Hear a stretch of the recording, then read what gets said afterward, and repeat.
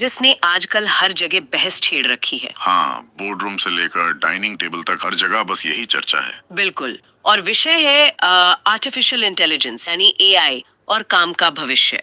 इस जटिल विषय को समझने के लिए आज हमारे पास बहुत ही प्रामाणिक और विविध स्रोत हैं। और स्रोत भी ऐसे वैसे नहीं है। सही कहा। इसमें एमआईटी के मशहूर अर्थशास्त्री डेविड ऑटर का बहुत ही चर्चित शोध शामिल है। साथ ही गोल्डमैन सैक्स और आईएमएफ की रिपोर्टें भी हैं। यूएस करियर इंस्टीट्यूट का नवीनतम डेटा भी हमारे पास। हाँ, और लो टच डॉट एआई का विश्लेषण और इसके साथ ही कॉन्ड्रेटिव वेव्स जैसे ऐतिहासिक आर्थिक सिद्धांतों को भी हम खंगालेंगे। इस चर्चा का मुख्य लक्ष्य है जो डर और भ्रम का माहौल है उसे हटाकर सच्चाई सामने लाना, ताकि भविष्य में आने वाले बदलावों की एक स्पष्ट तस्वीर मिल सके। इस तरह के विस्तृत विश्लेषण की आज बहुत सख्त जरूरत भी है, क्योंकि अक्सर ऐसा होता है कि अखबारों की सुर्खियां देखकर ही एक धारणा बन जाती है कि मशीनें सब कुछ खत्म कर देंगी। बिल्कुल। लेकिन जब इन सभी प्रतिष्ठित स्रोतों, ऐतिहासिक डेटा और आर्थिक मॉडल्स को हम एक साथ जोड़कर देखते हैं, तो जो तस्वीर उभरती है वो डरावनी कम और हैरान करने वाली ज्यादा है। ये तस्वीर बताती है कि बदलाव जरूर होगा, लेकिन वो विनाशकारी नहीं होगा। और यही सबसे दिलचस्प बात है।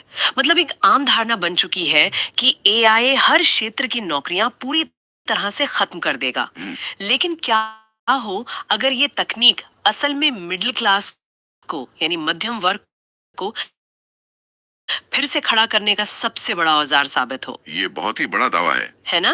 और क्या हो अगर ये बदलाव व्हाइट कॉलर नौकरियों के बजाय ब्लू कॉलर नौकरियों में एक अभूतपूर्व उछाल ले आए। इस विचार की गहराई में जाना आज की चर्चा का केंद्र रहेगा। तो शुरुआत कहाँ से करें? ठीक है, चलिए इसे विस्तार से समझते हैं। सबसे पहले उस मैक्रो इकोनॉमिक यानी वृहद आर्थिक तस्वीर को देखते हैं जो गोल्डमैन सैक्स की रिपोर्ट पेश करती है। इस रिपोर्ट के आंकड़े वाकई बहुत विशाल हैं। बहुत विशाल हैं, बिल्कुल। इसके अनुसार जनरेटिव एआई वैश्विक जीडीपी को 7% तक बढ़ा सकता है। अगर इसे डॉलर में आंका जाए तो ये लगभग $60 ट्रिलियन के बराबर है। 7 ट्रिलियन? ये कोई छोटी रकम नहीं है। बिल्कुल नहीं। और साथ ही अगले 10 सालों में उत्पादकता में यानी प्रोडक्टिविटी में लगभग 1.5% की वृद्धि का अनुमान है। देखिए, ये आर्थिक उछाल कोई मामूली बात नहीं है। जनरेटिव एआई केवल डेटा को प्रोसेस नहीं करता है, बल्कि वो नया कंटेंट, कोड या टेक्स्ट भी जनरेट करता है। वो उद्योगों के काम करने की रफ्तार को कई गुना बढ़ा देगा।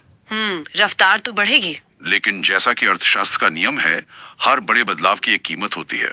इसी रिपोर्ट में एक बहुत बड़ी चेतावनी भी छिपी है। नौकरियों के खतरे को लेकर। हाँ, दुनिया भर में लगभग 30 करोड़ यानी 300 मिलियन फुल टाइम नौकरियों पर ऑटोमेशन का खतरा मंडरा रहा है।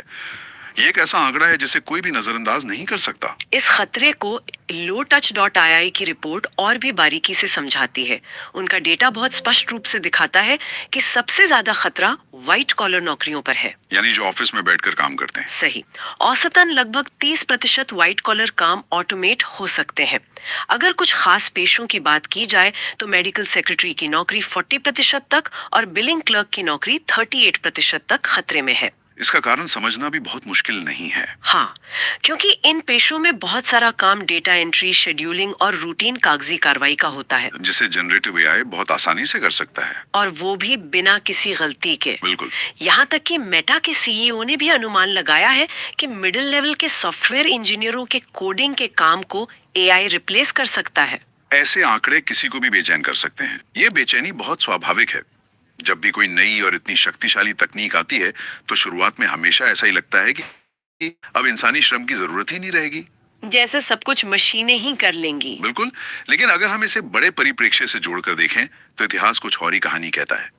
1930 के दशक में मशहूर अर्थशास्त्री जॉन मेनार्ड की एम्प्लॉयमेंट का सिद्धांत दिया था ना। हाँ, टेक्नोलॉजिकल अनएम्प्लॉयमेंट। केन्स ने उस दौर में मशीनीकरण की रफ्तार को देखकर यह भविष्यवाणी की थी कि इंसान इतनी तेजी से श्रम बचाने वाली तकनीकें खोज लेगा कि अर्थव्यवस्था के लिए नई नौकरियां पैदा करना ही मुश्किल हो जाएगा। उनका तो ये भी मानना था कि भविष्य में लोगों को हफ्ते में सिर्फ 15 घंटे काम करना पड़ेगा। सही कहा, लेकिन इतिहास गवाह है कि ऐसा हुआ नहीं। इंसान ने हफ्ते में 15 घंटे काम करने के बजाय नई जरूरतें और नए उद्योग खड़े कर लिए। और यही इतिहास का सबसे बड़ा सबक है। जब भी नई तकनीक आई है, उसने शुरुआत में पुरानी नौकरियों को जरूर विस्थापित किया है। जैसे घोड़े गाड़ी चलाने वालों की जगह मोटर कारों ने ले ली। बिल्कुल सटीक उदाहरण, लेकिन इसके साथ ही अनगिनत नई नौकरियां भी पैदा हुई। एमआईटी के डेविड ऑटर के शोध में 1940 का एक बहुत ही शानदार आंकड़ा दिया गया है। वो 60% वाला आंकड़ा? हाँ, आज के समय में लोग जो 60% काम कर रहे हैं, वे 1940 में मौजूद ही नहीं थे। मतलब आज की आधे से ज्यादा नौकरियां उस समय थी ही नहीं। इसका सीधा मतलब यह है में रोजगार में जो 85% की वृद्धि हुई है, वो तकनीक द्वारा पैदा किए गए। ले तो किसी ने वेब पेज डिजाइनर या सोशल मीडिया मैनेजर जैसी नौकरियों के बारे में सोचा भी नहीं था। साइबर सिक्योरिटी एक्सपर्ट भी उसी का एक उदाहरण है। इसलिए एआई से नौकरियों का रूप जरूर बदलेगा और कुछ विस्थापन भी होगा, लेकिन ये स्थायी बेरोजगारी का दौर नहीं है, बल्कि एक संक्रमण काल है। यहाँ बात सच में बहुत दिलचस्प हो जाती है, क्योंकि डेविड ऑटर के शोध का जिक्र हुआ है, तो उनके एक बहुत ही क्रांतिकारी विचार पर चर्चा करना जरूरी हो जाता है। बिल्कुल, उनका शोध बहुत गहराई से इस मुद्दे को छूता है। ऑटर समझाते हैं कि कंप्यूटर युग, जिसे हम इंफॉर्मेशन एज भी कहते हैं, उसने जानकारी, उनकी ताकत और उत्पादकता बहुत बढ़ गई। क्योंकि उनके पास जरूरी सारा डेटा बस एक क्लिक पर मौजूद था। हाँ, लेकिन इसका नुकसान उन लोगों को हुआ जो मिडिल क्लास क्लर्क थे या जो उत्पादन लाइनों पर काम करते थे। इस नुकसान की मुख्य वजह यह थी कि शुरुआती कंप्यूटर के उन्हीं कामों को कर सकते थे जो सख्त नियमों से बंधे हों, जिन्हें हम रूटीन टास्क कहते हैं। जैसे डेटा जोड़ना या रिकॉर्ड रखना। हाँ, या फैक्ट्री में एक ही तरह का काम बार बार करना। कंप्यूटर जजमेंट यानी फैसले नहीं ले सकता था, इसलिए उसने उस मध्यम वर्ग की नौकरियों को खत्म कर दिया, जिनका काम केवल जानकारी को एक जगह से दूसरी जगह पहुंचाना था या बुनियादी नियमों का पालन करना था। इस प्रक्रिया ने समाज में आर्थिक असमानता को काफी हद तक बढ़ा दिया। लेकिन ऑटर का शोध यहीं पर एक नया मोड़ लेता है। उनके अनुसार एआई पुराने कंप्यूटरों की तरह काम नहीं करता। वो इसे इन्वर्जन टेक्नोलॉजी कहते हैं। बिल्कुल, इन्वर्जन टेक्नोलॉजी। यह तकनीक कंप्यूटर युग के प्रभावों को उल्टा करने की क्षमता रखती है। जनरेटिव एआई सिर्फ बंधे बंधाई नियमों का पालन नहीं करता, वो पैटर्न पहचान सकता है, संदर्भ समझ सकता है, और सबसे बड़ी बात, वो एक्सपर्ट जजमेंट यानी विशेषज्ञता वाले फैसले लेने में मदद कर सकता है। इन्वर्जन टेक्नोलॉजी के इस कॉन्सेप्ट को समझने के लिए वो जो नर्स प्रैक्टिशनर का उदाहरण है, वो सबसे सटीक बैठता है, जिसका जिक्र ऑटर ने अपने काम में किया है। हाँ, वो बहुत ही बेहतरीन उदाहरण है। कुछ दशक पहले तक चिकित्सा के क्षेत्र में मरीजों की जांच करना, बीमारी का सटीक निदान करना और दवाएं लिखना, ये सब सिर्फ एक एलीट डॉक्टर यानी एमडी का ही काम माना जाता था, क्योंकि इसके लिए सालों की ट्रेनिंग की जरूरत होती थी। लेकिन फिर इलेक्ट्रॉनिक मेडिकल रिकॉर्ड्स और बेहतर डायग्नोस्टिक सॉफ्टवेयर्स आ गए। इन तकनीकों की मदद से नर्स प्रैक्टिशनर्स, जिनके पास डॉक्टरों के मुकाबले कम साल की ट्रेनिंग होती है, वे अब कई जटिल फैसले खुद ले पा रहे हैं। तकनीक उन्हें दवाइयों के इंटरेक्शन के बारे में चेतावनी दे देती है, और एआई एक्सरे या स्कैन में असामान्यताओं को पहले ही फ्लैग कर देता है। इसका परिणाम ये हुआ है कि नर्स प्रैक्टिशनर्स की संख्या में भारी वृद्धि हुई है, उनकी आय बढ़ी है और स्वास्थ्य सेवाएं ज्यादा लोगों तक पहुंच पाई हैं। यानी तकनीक ने एक एलीट पेशे के एक अधिकार को तोड़कर उसे मध्यम वर्ग के लिए खोल दिया। और इस उदाहरण का दायरा बहुत बड़ा है, अर्थव्यवस्था के हर हिस्से में। बिल्कुल, एआई इसी जजमेंट क्षमता को हर क्षेत्र में पहुंचा सकता है। ये एक साधारण ट्रेनिंग वाले कर्मचारी को उच्च स्तर के फैसले लेने में सक्षम बना सकता है। एमआईटी के एक प्रयोग में ऐसा देखा भी गया है। हाँ, वो जो अनुदान लिखने वालों और मार्केटिंग प्रोफेशनल्स पर किया गया था, उन्हें चैट जीपीटी का इस्तेमाल करने दिया गया और नतीजे सच में चौंकाने वाले थे। तार तो बड़ी ही, लेकिन सबसे महत्वपूर्ण बात यह थी कि जो लोग शुरुआत में अच्छा की गुणवत्ता में सबसे ज्यादा सुधार हुआ। यानी एआई ने औसत दर्जे के कामगारों और बेहतरीन विशेषज्ञों के बीच की खाई को काफी हद तक कम कर दिया। सही कहा, ये एक बहुत ही सही है। डेविड ऑटर के शोध में एक, और वो है डेमोग्राफिक्स। बिल्कुल, पूरी औद्योगिकृत दुनिया में जन्म दर तेजी से गिर रही है।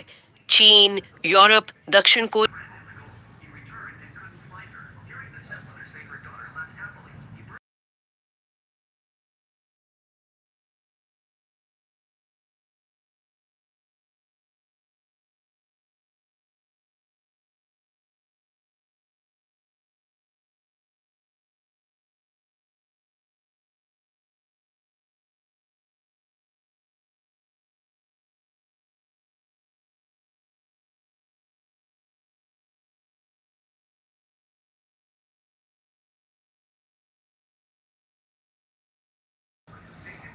बड़ा संकट बन चुका है। इसका सीधा अर्थ ये है कि भविष्य में नौकरियों की कमी नहीं होने वाली है। बल्कि उन नौकरियों को करने वाले कामगारों की भारी कमी होने वाली है।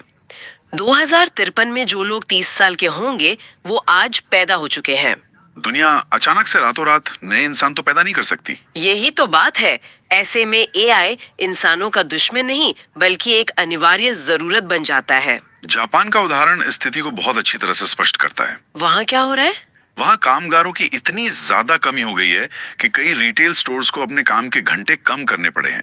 कुछ जगहों पर तो ग्राहकों की मदद के लिए इंसान के बजाय स्क्रीन पर एआई संचालित अवतार का इस्तेमाल करना पड़ रहा है। जब काम करने वाले हाथ ही कम होंगे तो एआई जैसी तकनीक अर्थव्यवस्था को डूब। बिल्कुल। अब इन सभी बातों के बीच एक सवाल बहुत स्वाभाविक रूप से उभरता है। वो क्या? अगर व्हाइट कॉलर नौकरियों में इतना बड़ा बदलाव आ रहा है तो फिर कौन सी नौकरियां सुरक्षित हैं? यहाँ फाइनेंशियल कंटेंट और यूएससीआई का डेटा एक बिल्कुल ही अलग और नई कहानी बयां करता है। इस डेटा के मुताबिक ब्लू कॉलर नौकरियों के लिए एक नया स्वर्ण युग आ रहा है। ब्लू कॉलर कामगारों का स्वर्ण युग, ये सुनना बहुत अच्छा लगता है। ये देखना बहुत दिलचस्प है कि जनरेशन जेड के युवा अब 4 साल की महंगी यूनिवर्सिटी डिग्रियों को छोड़कर और कारपेंट्री की तरफ तेजी से जा रहे हैं। इस रुझान के पीछे एक बहुत ही गहरा को प्रोसेस करने में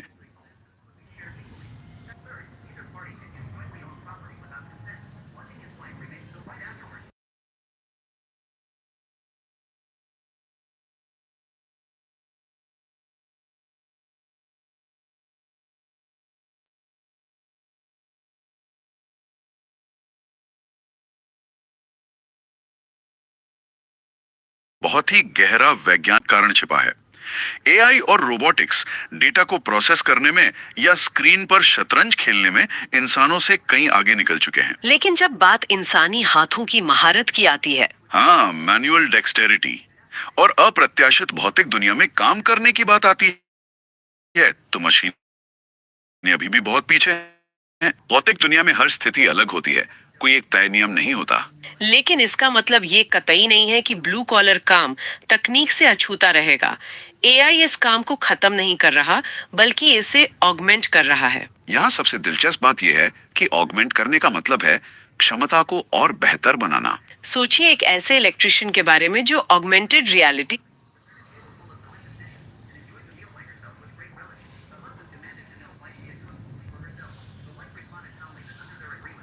यानी एआर ग्लास पहन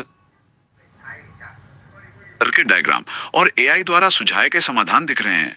या फिर ऐसी फैक्ट्रियों के बारे में सोचिए जहां एआई सेंसर लगे हैं जो मशीनों के खराब होने से हफ्तों पहले बता देते हैं कि कौन सा पुर्जा बदलने वाला है। जिसे प्रिडिक्टिव मेंटेनेंस कहते हैं। हाँ। इन तकनीकों के कारण ब्लू कॉलर कामगारों की उत्पादकता और उनकी कमाई में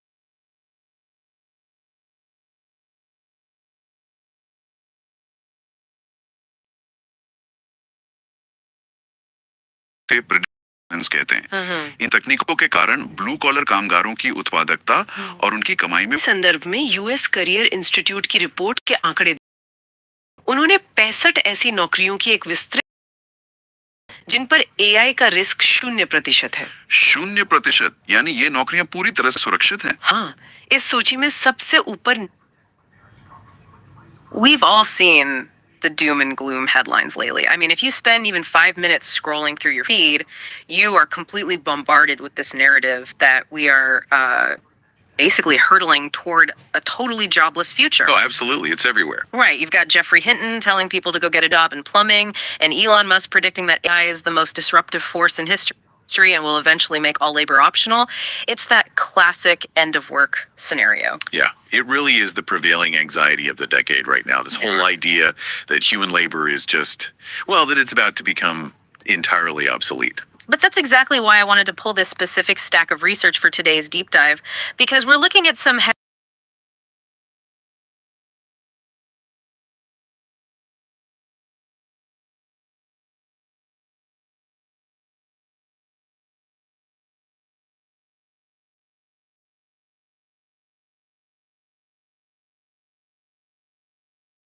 से प्रिडिक्टिव मेंटेनेंस कहते हैं। इन तकनीकों के कारण ब्लू कॉलर कामगारों की उत्पादकता और उनकी कमाई में भारी इजाफा हो रहा है। इसी संदर्भ में यूएस करियर इंस्टीट्यूट की रिपोर्ट के आंकड़े देखना बहुत जरूरी है। उन्होंने 65 ऐसी नौकरियों की एक विस्तृत सूची जारी की है जिन पर एआई का रिस्क 0% है। 0%, यानी ये नौकरियां पूरी तरह से सुरक्षित हैं। हाँ, इस सूची में सबसे ऊपर नर्स प्रैक्टिशनर ही हैं, जिनकी ग्रोथ अगले 10 सालों में 45% से ज्यादा रहने का अनुमान है। और कौन सी नौकरियां हैं इस सूची में? कोरियोग्राफर की नौकरी में लगभग 30% की ग्रोथ का अनुमान है। फिजिकल थेरेपिस्ट, ऑक्यूपेशनल थेरेपिस्ट और मेंटल हेल्थ काउंसलर जैसी नौकरियां भी इस सुरक्षित सूची में शामिल हैं। इन सभी सुरक्षित नौकरियों में एक बहुत ही खास समानता है। वो क्या? इन पेशों में काम करने के लिए उच्च स्तर के सामाजिक कौशल, गहरी सहानुभूति, रचनात्मकता और शारीरिक चपलता की जरूरत होती है। एआई लाखों पन्नों का डेटा प्रोसेस तो कर सकता है, बीमारी के लक्षण भी बता सकता है, लेकिन वो किसी डरे हुए मरीज का हाथ पकड़कर उसे मानसिक रूप से मजबूत नहीं कर सकता। बिल्कुल, वो किसी नर्तक को उसकी शारीरिक क्षमता के अनुसार नया डांस मूव नहीं सिखा सकता। इंसान का आपसी जुड़ाव और मानवीय स्पर्श, ये ऐसी चीजें हैं जिन्हें कोड नहीं किया जा सकता। ये एक बहुत ही महत्वपूर्ण निष्कर्ष है। ये एक बहुत ही महत्वपूर्ण सवाल खड़ा करता है कि जब इतने बड़े पैमाने पर आर्थिक और तकनीकी बदलाव होते हैं, तो समाज के ढांचे पर इसका क्या असर पड़ता है? समाज इस बदलाव के झटके को कैसे सहेगा? इसके लिए हमें फिर से इतिहास और अर्थशास्त्र के बड़े मॉडल्स की तरफ देखना होगा। कॉन्ट्राटिव वेव्स का ऐतिहासिक सिद्धांत यहाँ बहुत प्रासंगिक है। कॉन्ट्राटिव वेव्स, इसे थोड़ा सरल भाषा में समझे तो? इसके अनुसार वैश्विक पूंजीवादी अर्थव्यवस्था 40 से 60 साल के लंबे चक्रों या लहरों में चलती है। इसे मौसम के चक्र की तरह समझा जा सकता है। अच्छा, मौसम की तरह। हर चक्र एक बड़ी तकनीकी क्रांति के बसंत से शुरू होता है। जैसे पहले भाप का इंजन आया, फिर रेलवे का विस्तार हुआ, उसके बाद बिजली का दौर आया, फिर कंप्यूटर और इंटरनेट की लहर आई। बिल्कुल। और अब कई अर्थशास्त्रियों का मानना है कि दुनिया छठी वेव में प्रवेश कर रही है, जो पूरी तरह से एआई और बायोटेक्नोलॉजी द्वारा संचालित होगी। और हर नई वेव के आने से पहले पुरानी व्यवस्था के टूटने की एक सर्दी भी आती है, जो काफी कष्टकारी होती है। 19वीं सदी की औद्योगिक क्रांति के दौरान इसका सबसे बड़ा उदाहरण देखने को मिला था। जब ब्रिटेन में फैक्ट्रियां और पावर लूम्स आए, तो हाथ से कपड़ा बुनने वाले लाखों बुनकरों का विस्थापन हुआ। ये संक्रमण काल उनके लिए बहुत ही दर्दनाक था, क्योंकि उनकी कला रातों रात बेकार हो गई थी। आईएमएफ का वर्तमान डेटा बताता है कि कुछ ऐसा ही संक्रमण काल फिर से आ सकता है। आईएमएफ के अनुसार आज दुनिया की 40% नौकरियां एआई के संपर्क में हैं। और अगर सिर्फ विकसित देशों की बात की जाए तो ये आंकड़ा 60% तक पहुंच जाता है। आईएमएफ की रिपोर्ट एक और जमीनी हकीकत की तरफ ध्यान खींचते हैं। जो युवा हैं, जिन्होंने हाल ही में शिक्षा प्राप्त की है, वो एआई के साथ अपेक्षाकृत आसानी से तालमेल बिठा लेंगे। वे नई तकनीकों को जल्दी अपना लेते हैं। लेकिन चुनौती उम्र दराज कर्मचारियों के लिए है, जिन्होंने अपनी जिंदगी के 20-30 साल किसी एक खास कौशल को निखारने में लगा दिए। उनके लिए अचानक अपनी पूरी कार्यशैली बदलना और एआई टूल्स के साथ काम करना काफी मुश्किल भरा हो सकता है। इसीलिए ऐसे संक्रमण काल में सामाजिक सुरक्षा का महत्व बहुत बढ़ जाता है। लंदन स्कूल ऑफ इकोनॉमिक्स यानी LSE की रिपोर्ट कुछ इसी तरह की नीतियों और समाधानों पर विस्तार से चर्चा करती है। यहाँ पर यह स्पष्ट कर देना जरूरी है कि हम किसी विशेष नीति का समर्थन नहीं कर रहे हैं। स्रोतों में दी गई इन नीतियों का जिक्र केवल ये समझने के लिए किया जा रहा है कि दुनिया भर के विशेषज्ञ इस समस्या का समाधान कैसे खोज रहे हैं। बिल्कुल, हम बस निष्पक्ष रूप से रिपोर्ट के विचार साझा कर रहे हैं। रिपोर्ट में एक प्रमुख विचार यूनिवर्सल बेसिक इनकम यानी UBI का है। UBI जिस पर आजकल काफी चर्चा होती है। LSE की रिपोर्ट बताती है कि पिछले 4 दशकों में दुनिया भर में UBI के 160 से ज्यादा पायलट प्रोजेक्ट्स हो चुके हैं। इसके तहत हर नागरिक को एक निश्चित धनराशि बिना किसी शर्त के दी जाती है ताकि तकनीकी विस्थापन के समय कोई भी भुखमरी का शिकार ना हो। UBI के साथ साथ एक और विचार जो काफी चर्चा में है वो है रोबोट टैक्स, जिसका सुझाव बिल गेट्स जैसे तकनीकी दिग्गजों ने भी दिया है। रोबो टैक्स के पीछे का सिद्धांत यह है कि यदि कोई कंपनी इंसानी कर्मचारियों को हटाकर पूरी तरह से रोबोट्स का उपयोग करती है तो उस कंपनी पर एक अतिरिक्त टैक्स लगाया जाना चाहिए। ये टैक्स उस इनकम टैक्स के बराबर हो सकता है जो वे विस्थापित कर्मचारी सरकार को देते। और इस रोबो टैक्स से इकट्ठा होने वाले पैसे का उपयोग बेरोजगार हुए लोगों की रीट्रेनिंग और UBI जैसे कार्यक्रमों को फंड करने के लिए किया जा सकता है। इन सभी नीतियों का मूल उद्देश्य यही है कि तकनीकी प्रगति और मानव कल्याण एक साथ चलने चाहिए, एक दूसरे की कीमत पर नहीं। सही कहा। तो इस सब का आखिर मतलब क्या है?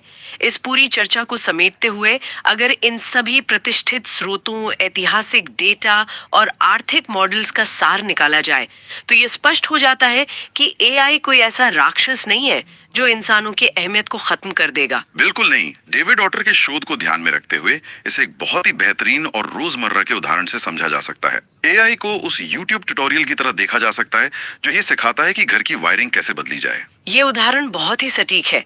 अगर किसी व्यक्ति को बिजली के काम का बुनियादी ज्ञान तक नहीं है तो वो ट्यूटोरियल देखकर भी काम को सही से नहीं कर पाएगा, बल्कि उल्टा नुकसान कर बैठेगा। ट्यूटोरियल किसी इंसान के अनुभव और फैसले लेने की क्षमता की जगह नहीं ले सकता। बिल्कुल, वो वीडियो या AI टूल किसी को शून्य से सीधे विशेषज्ञ नहीं बना सकता, लेकिन अगर किसी के पास बुनियादी समझ है, कुछ बेसिक स्किल्स हैं, तो AI नाम का ये टूल उस इंसान की क्षमता को 100 गुना तक बढ़ा सकता है। ये तकनीक मानवीय विशेषज्ञता को बेमानी नहीं करती, बल्कि इसे पंख लगा देती है। ये इंसानी जजमेंट को और भी ज्यादा शक्तिशाली बना देती है। और ये बात भी हमेशा याद रखनी चाहिए कि तकनीक कभी भी खुद अपना रास्ता तय नहीं करती, उसका रास्ता इंसान चुनते हैं। हम इस AI क्रांति का उपयोग कैसे करते हैं, ये चुनाव पूरी तरह से समाज और हमारी नीतियों पर निर्भर करता है। इतिहास गवाह है कि इंसान ने हर तकनीकी क्रांति को अंततः अपने फायदे के लिए ही मोड़ा है। इसी बात से जुड़ा हुआ एक बहुत ही गहरा विचार सामने आता है जो आज के इन तमाम स्रोतों को खंगालने के बाद उपजता है। श्रोताओं के लिए सोचने वाली बात है कि अगर दुनिया एक ऐसे युग में प्रवेश कर रही है जहां जेनरेटिव AI के कारण एक्सपर्ट नॉलेज या तकनीकी ज्ञान बहुत ही सस्ता और हर जगह आसानी से उपलब्ध हो जाता है, तो उस भविष्य में इंसानों की सबसे मूल्यवान संपत्ति क्या होगी? ये सवाल सच में सोचने पर मजबूर करता है और इस सवाल का जवाब ही भविष्य के काम की दिशा तय करेगा। जब मशीनें ये बहुत आसानी से बता देंगी कि कोई काम क्या करना है या कैसे करना है, तो शायद ये जानना उतना महत्वपूर्ण नहीं रहेगा। उस नई दुनिया में सबसे बड़ी और सबसे मूल्यवान कला होगी ये पूछना कि कोई काम क्यों करना है। सही सवाल पूछने की क्षमता, गहरे अर्थ खोजना, सहानुभूति दिखाना और सटीक मानवीय जजमेंट लेना, यही वे खूबियां होंगी जो इंसान को मशीनों से हमेशा एक कदम आगे रखेंगी। बहुत ही विचार उत्तेजक बात है ये। इसी विचार उत्तेजक सवाल के साथ काम के भविष्य और AI पर केंद्रित आज के इस गहन विश्लेषण को यहीं विराम दिया जाता है। इस ज्ञानवर्धक सफर का हिस्सा बनने के लिए बहुत बहुत धन्यवाद।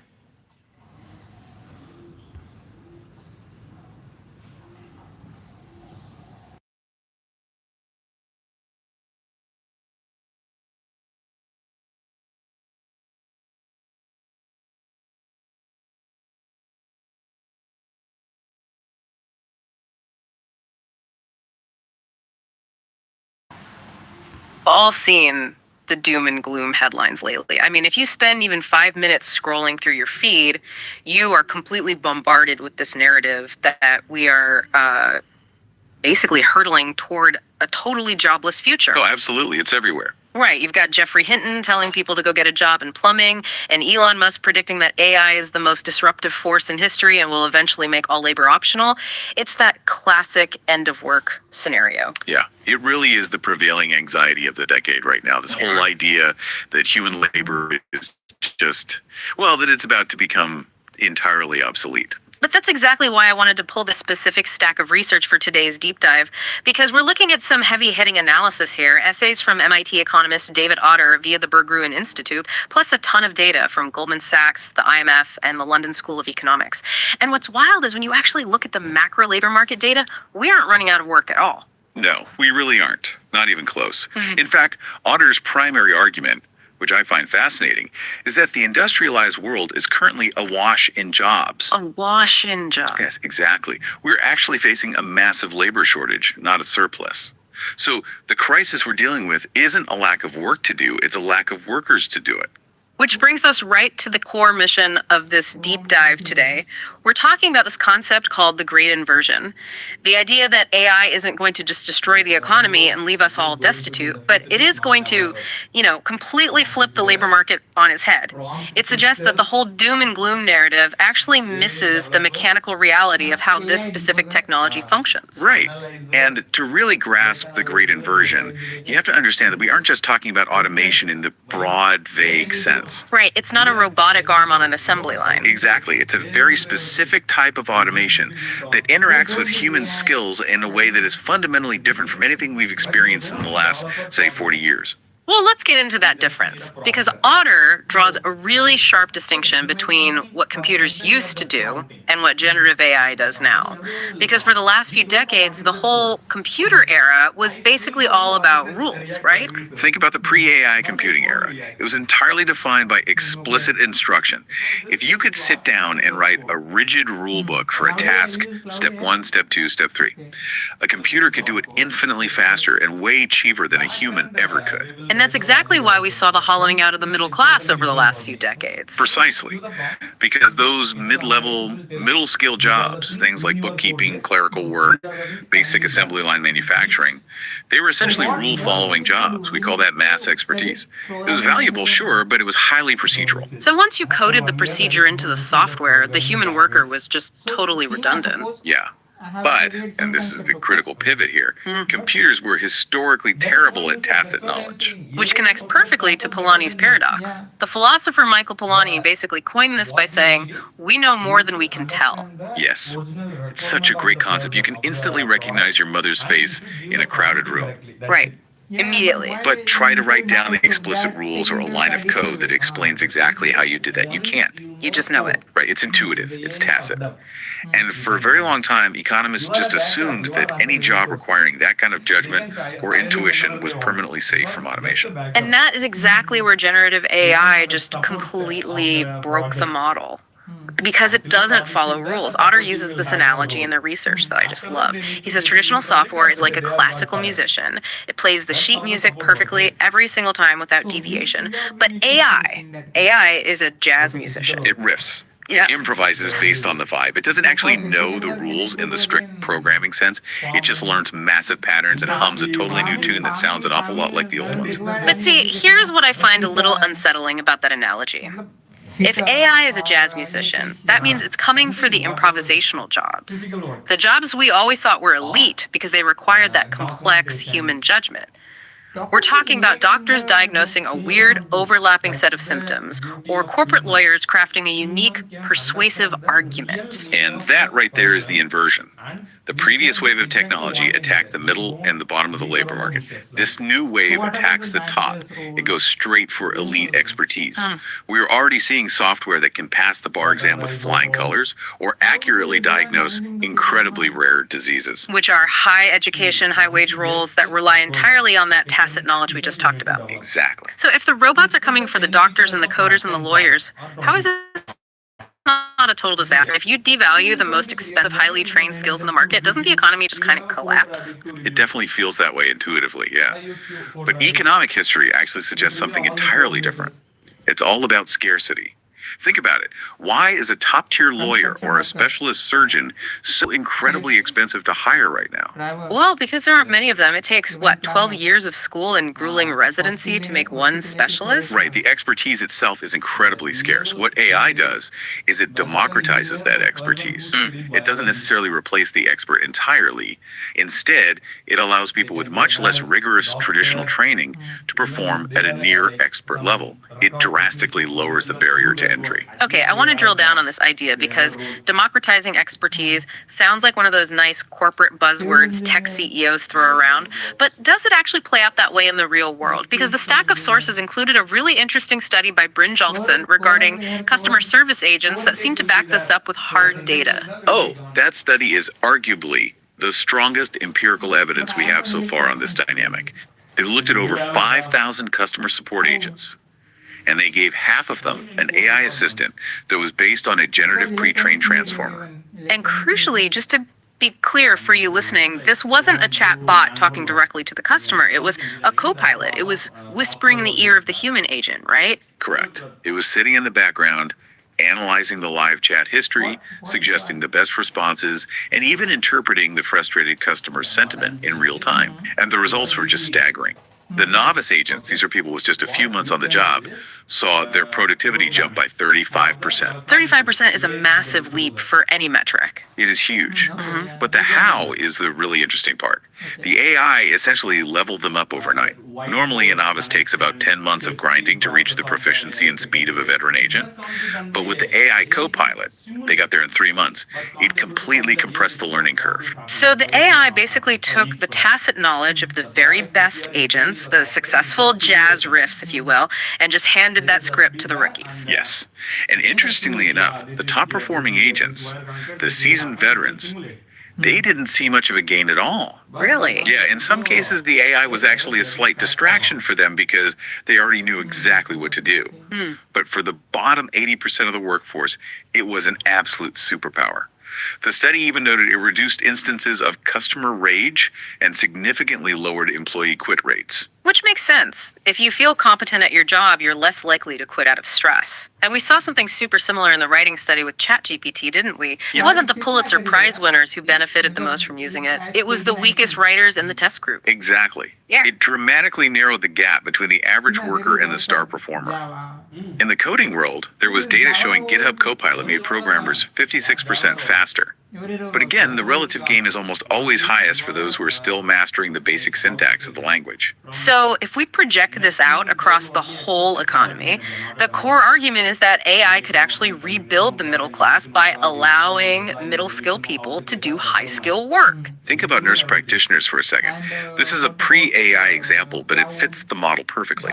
A few decades ago, diagnosing illnesses and prescribing medication was the sole exclusive domain of the MD. You had to be a doctor. Right. But as medical technology, diagnostic tools, and standard protocols improved, the medical community realized that nurse practitioners who have foundational medical training but shorter schooling than MDs could handle a huge chunk of that routine diagnostic work perfectly safely. And doing that didn't destroy the medical industry. It expanded access for patients and, at least in theory, lowered costs. Well, okay, healthcare economics is a whole other deep dive we don't have time for today. But the point is, it made the actual medical service more abundant. Right. If AI can do for law, for coding, and for complex administration what that technological shift did for nursing, we could see a massive boost in the economic value of the middle skill worker. However, there is a very obvious flip side to this. If I've spent $200,000 on a fancy law degree and suddenly a paralegal with a GPT-5 subscription can do 80% of my job, I'm not going to be thrilled. Which brings us to this really fascinating concept in the sources: the blue-collar renaissance. Because while the brain jobs are getting heavily disrupted, the hand jobs seem strangely bulletproof right now. Yeah, this is known in robotics as Moravec's paradox. It is one of the most counterintuitive things in computer science. It turns out, high-level reasoning like playing grandmaster chess or diagnosing a rare disease is computationally very cheap. Right. But low-level sensoromotor skills, like folding a towel or reaching under a sink to fix a leaky pipe, are computationally incredibly expensive and complex. Because the physical world is messy. It's completely unstructured. Yes, exactly. A plumber reaching into a dark wall cavity encounters a completely unique geometry every single time they do it. The lighting changes, the building materials are different, the angle is awkward. For a robot to process all that visual data and adjust its physical grip in real time requires a level of processing power and mechanical agility that is still decades away from being cost effective. I was actually looking at the data from the US Career Institute in our source stack, and they listed jobs with a literal 0.0% automation risk. And it wasn't the mathematicians or the data scientists on that list, it was nurse practitioners, which we just mentioned, but also mental health counselors and choreographers. It's the combination of empathy and unpredictable physical reality. You cannot automate a choreographer because the medium itself is the human body moving through space. You cannot automate a mental health counselor because the actual value being delivered is the genuine human connection and empathy. But the sources also talk about this rise of new collar jobs. So this isn't just saying, hey, everyone go be a traditional plumber. It's more of a hybrid approach, right? Yes, and this is where the great inversion gets genuinely exciting. We aren't just reverting to traditional manual labor. We are seeing the rise of the AI-augmented trade worker. Imagine an electrician out in the field wearing AR glasses, augmented reality. Okay, so they're looking at a complex, tangled fuse box, but the glasses are overlaying a digital schematic right onto their field of vision. Exactly. They literally see the circuit diagram floating over the physical wires. The AI is analyzing the current and highlighting the exact fault in red. The human provides the physical dexterity, the balance, the manipulation of the tools, but the AI provides the elite diagnostic data. It creates a kind of super technician. But, and I do need to play devil's advocate here, based on a warning Otter gives in his essay, doesn't this create a really dangerous illusion of competence? Otter tells this incredibly relatable story about trying to fix his own fuse box using a YouTube tutorial. Oh, it's a brilliant cautionary tale. He watches the video, he feels like an absolute expert, he goes down to his basement, and he nearly electrocutes himself. Because the perfectly lit YouTube video didn't match the terrifying spaghetti of wires inside his actual wall. Right, and that is the inherent danger of this democratization concept. Yeah. AI can bridge the gap in knowledge, but it cannot replace the foundational understanding. If you don't have the basic underlying mental model of how electricity actually works, the AR glasses might just help you make a fatal mistake much faster. You still fundamentally need what Otter calls foundational expertise. So the message here definitely isn't just skip college and buy an AI headset. It's more like get the foundational skills, understand the principles, but don't count on rote memorization to make you highly paid anymore. Exactly. The foundation is your anchor, the AI is your sail. Let's zoom out to the macro level for a minute. We've talked a lot about the individual worker, but what about the broader economy? Goldman Sachs is throwing around this prediction of a 7% boost to global GDP over a 10-year period. That is literally trillions of dollars of new wealth. Yeah. Where exactly is all that value coming from? It comes purely from productivity gains. If a massive chunk of the workforce can write code 56% faster or resolve customer service issues 35% faster, that is pure, unadulterated economic efficiency. However, the IMF research adds a really important layer of nuance to those massive numbers. They distinguish carefully between two concepts: exposure and complementarity. Yeah, I found this distinction really helpful when reading through the stack. Just because AI is exposed to your daily tasks doesn't mean you're getting fired tomorrow. Right. Exposure just means the AI has the capability to perform some of the tasks you do. The IMF estimates that roughly 60% of jobs in advanced economies are highly exposed to AI. But then you have to ask the second question: is the AI a substitute for you or a complement to you? Okay, so for a judge, it's a compliment. Yes, exactly. A judge is highly exposed. An AI can ingest and analyze decades of case law infinitely faster than any human clerk. But we have a concept called shielding. Society demands that a human being makes the final moral ruling on someone's freedom. We want a human face on the justice system. So the AI makes the judge vastly more efficient, but it doesn't make them obsolete. But for someone like a telemarketer, High exposure, very low shielding. We don't culturally care if a human being is the one selling us car insurance over the phone. In fact, we might actually prefer a highly efficient, polite bot. So those low shielding jobs are at extremely high risk of total displacement. and the demographics of who gets hit by this are shifting in a way we haven't seen before, too. The sources point out that women are actually disproportionately exposed in this way. They are. Historically, women are heavily overrepresented in administrative, clerical, and human resources roles, which are exactly the kind of text-based knowledge processing jobs that generative AI excels at automating. But uniquely, as we mentioned, this wave also targets high earners. Previous technological revolutions hit the factory floor. This one hits the corner office. I want to touch on that radiology study from the NBER paper that was in our stack because I think it highlights a very specific hidden risk for those high earners. They gave professional radiologists AI tools to help them read medical scans, and the radiologists didn't necessarily get better at their jobs. In some cases, they actually got worse. It's a phenomenon called automation bias. The AI would flag a shadow as a potential tumor, or conversely miss a subtle one, and the highly trained radiologist would just defer to the machine, even when their own years of rigorous training suggested the AI was wrong. They basically just stopped trusting their own eyes. They lost their agency. And that is the critical danger for the expert class in this transition. If you use the AI tool as a crutch to avoid thinking, rather than a flashlight to see further, you lose the very human judgment that makes you valuable in the first place. You have to know enough about your field to know exactly when the robot is hallucinating. Which naturally brings us to the broader social contract. Even if we fully buy into the great inversion, this optimistic idea that eventually we'll have this robust, wealthy middle class of AI-augmented superworkers, the transition period sounds incredibly painful. Goldman Sachs refers to it as frictional unemployment. Yeah, frictional is a very polite, sterile economist word for millions of people losing their livelihoods. Historically speaking, these major transition periods, what economists call the displacement phase, can last 2 years, 5 years, sometimes even a decade, depending on the sector. And this aligns with the Kondratiev waves theory from the research, right? Yes, the theory of long economic cycles. The consensus is we are currently entering the sixth wave, which is being driven by AI, psychosocial health, and biotech. Every single time a new wave starts, whether it was steam power, electricity, or the IT boom, there is always a massive, painful disruption of existing labor before the new economic growth stabilizes and creates new industries. So if we're looking at a 2 to 5 year period of severe turbulence where people are displaced, does our current safety net actually work? The analysis from the LSE suggests we might need something much more radical, like universal basic income, or UBI. The argument in the LSE paper is that if AI severs the traditional link between labor and income for a significant portion of the population, even if it's just temporarily during that frictional phase, you need a basic floor. You need a way to sustain consumer spending, or the whole economy stalls out. But the debate over how to fund that is fierce. I mean, Bill Gates famously proposed a robot tax.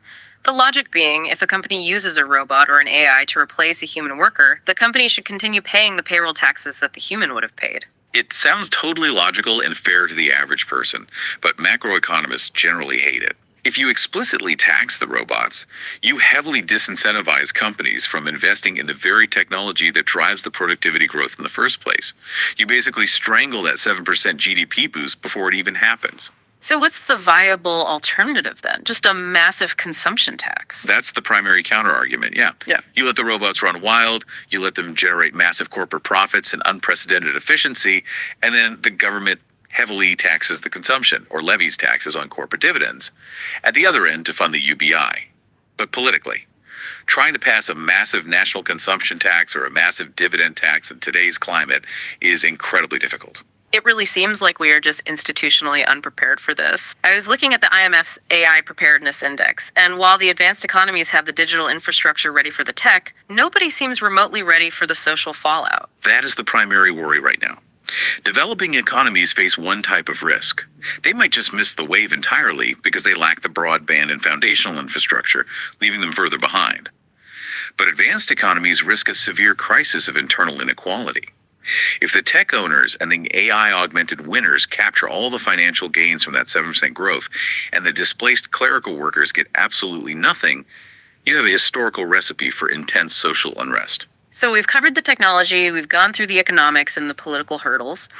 Where exactly does this leave you, the listener? If you are tuning into this and you're a paralegal or a junior coder or a graphic designer, are you supposed to be optimistic or terrified?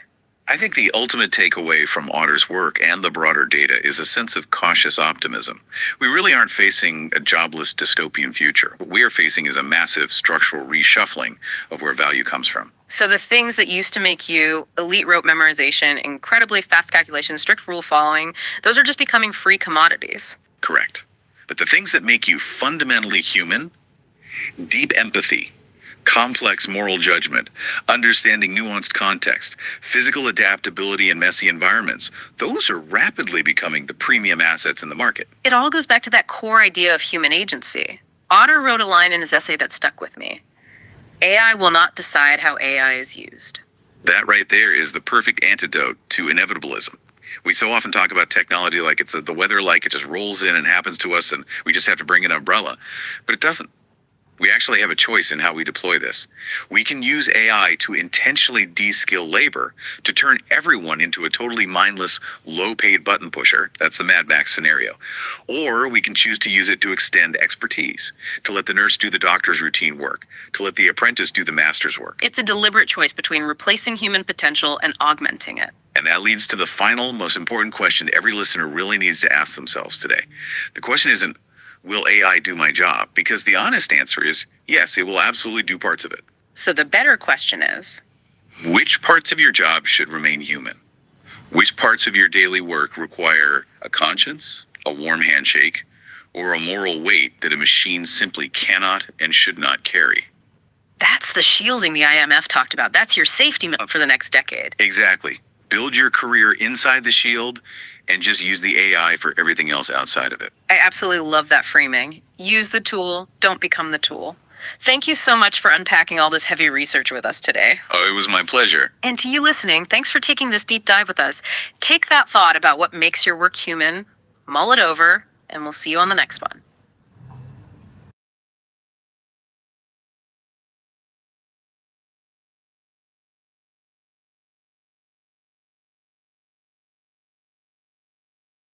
Been on the internet at all in the last 12 months or so. You've definitely felt it. Oh, absolutely. That background hum. Yeah, that low-level hum of anxiety. It's like this headline that just refuses to go away. Yeah. I mean, you have Elon Musk out there making claims that we are fast approaching a point where, quote, no job is needed. Right. And then you have Jeffrey Hinton.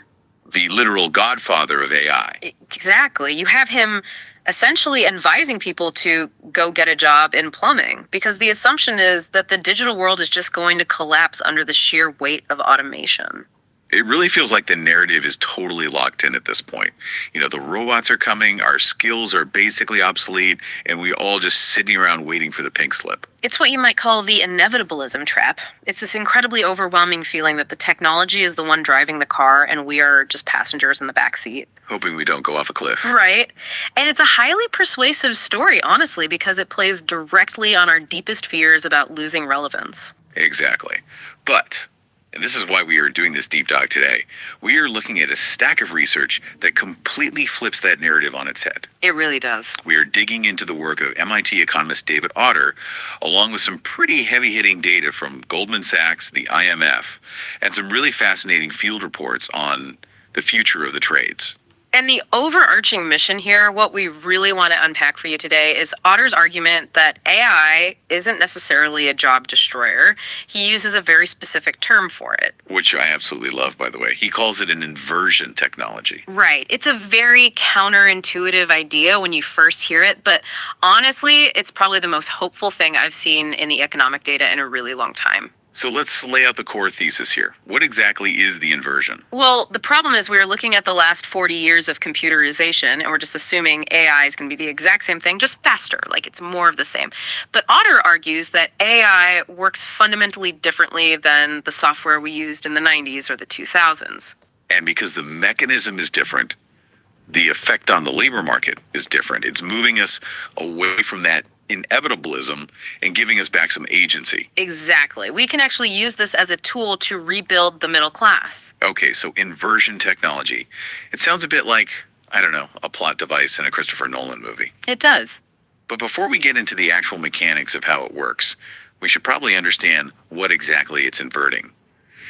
We need to look back at the history of work to see why the last few decades have been so relentlessly rough for the middle class. That's a crucial starting point.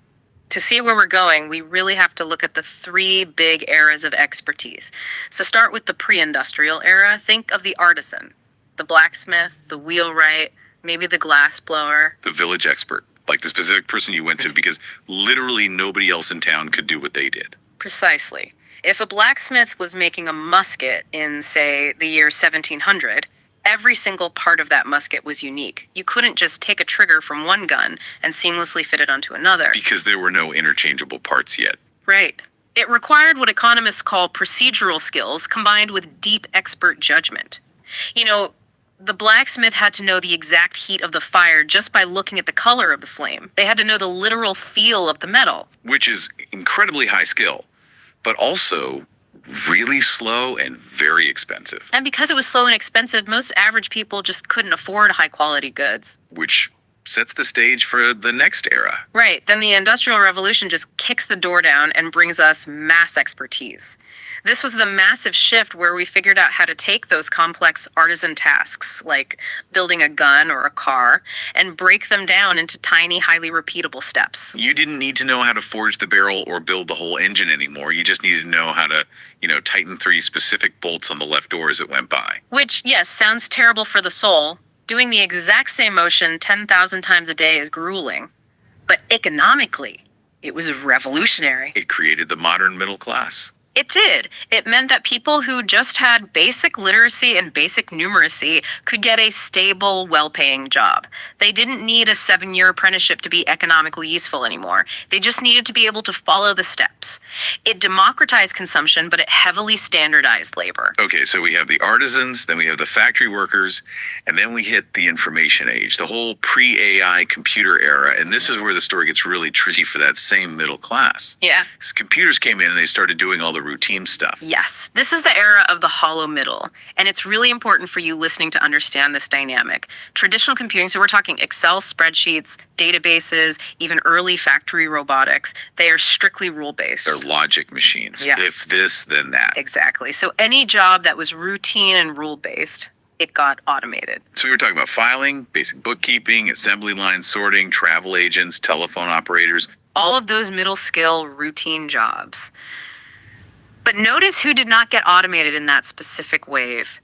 The elites, the doctors, the lawyers, the top tier engineers. Computers actually supercharged them. Right, because if you were a lawyer, digital search tools meant you didn't have to spend a week in a law library. You could find case law instantly. And if you were a doctor, new digital